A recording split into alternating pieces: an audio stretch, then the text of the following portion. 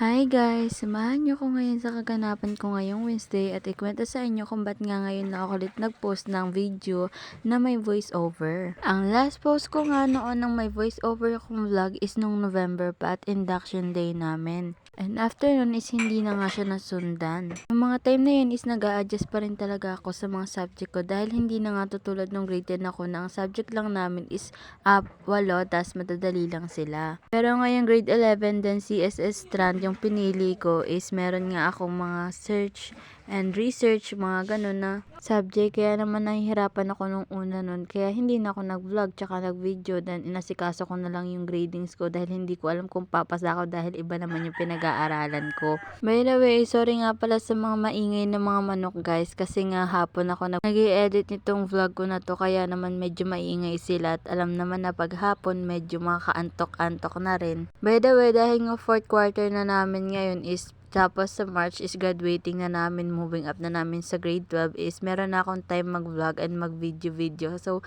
siguro masusundan pa rin itong vlog ko na to. Yun naman yung dahilan ko kaya nga hindi ako nakapag-vlog noon. So, ngayon guys, ipapakita ko naman kung yung kaganapan ko ngayong Wednesday. Wala naman kami masyadong gagawin ngayon and take note guys, no phone allowed nga pala kami tuwing nagkaklase. So hindi ko na may papakita sa inyo yung mga ganap ko every time na magkaklase kami. And nahahawakan ko lang tong phone ko na to is kapag recess time namin or break time na namin. Actually, dapat talaga nakapag-video ko noon ng 2 oras naming vacant na CSS. Pero dahil nakisitmate sa amin yung gas is wala kaming choice kundi manahimik na lang sa tabi habang nagkaklase sila sa classroom namin, which is andun din kami. After nun is lunch time na nga and wala naman akong kasabay dahil ako lang nakakain sa classroom namin and yung iba is nauuna na dahil bumili pa ako ng ulam. Yung mga friends ko naman is ayaw nilang mag-lunch, so ako lang yung nag-lunch kaya nasa akin lang yung camera. Bandang pahapon naman is 3 na lang yung subject namin, math at saka science, then yung reading and writing namin. So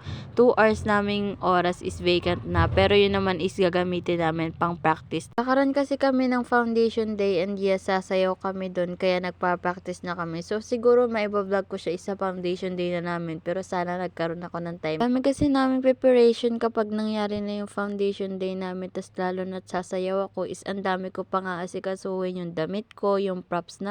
So hindi ko rin alam kung maisisingit ko pa yung pagbablog ko sa araw na yun sa dami ng gawain ko. By the way, after ko nga mag-lunch is ayan, mag-get ready with me sana ako. Magpupuyod lang sana ako dyan ng ponytail kasi nga ang init sa labas. E napasok din yung init dito sa loob ng classroom namin. So magpuponytail sana ako kaso hindi ko siya mapantay kasi hindi ako marunong magpuyod. So, ayan, buti na lang andyan yung aking BFF na girly girl. So, ayan, pinatali ko na lang sa kanya kasi hindi ko talaga siya ma-straight. Wala kasi ako yung glue na nilalagay sa buhok kaya ay naangat-angat yung mga baby hair ko tsaka yung mga hair ko na sobra kapag napupuyod ko na yung buhok ko. After ko naman na maayusan ng buhok is, ayan, nag-get ready with me na nga ako na. So, naglagay lang naman ako ng pulbo and then lip tint, then lip gloss which is Vaseline kasi nagdadry yung lips ko. Then, yun na, ito na yung finishing product ng maghapon kong itsura. Nung nag-time na nga is ayan, pumasok na nga kami sa aming classroom. So wala naman talaga kaming halos gagawin kundi tapusin yung math namin. So ayan, tinatapos na nga namin yung math namin. Actually, hinintay lang namin na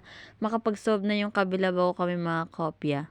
Char. Dahil wala namang teachers na magbabantay sa amin is ayan, naisipan kong mag-video and pakita sa inyo yung ginagawa namin kapag wala nga kaming teacher. Pero guys, may klase pa rin kami niyan ha, pero wala lang talaga kaming teacher. So ayan, nag-aliw-aliwan. Ganito talaga kami pagsapit ng hapon, malilikot, magugulo. Then puno ng tawanan. Oh my God, lagyan mo na ng first Sige. Sige.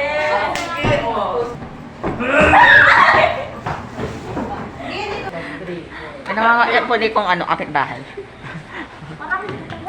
So, ganun nga lang pala guys yung ganap ko ngayong Wednesday. Wala naman masyado at maraming dramatic. So, normal lang naman. Normal na sa amin yung ganun ha. So, after nyan is uwian na namin and hinihintay na lang namin yung kaibigan namin bumaba. May kinuha kasi siya sa taas.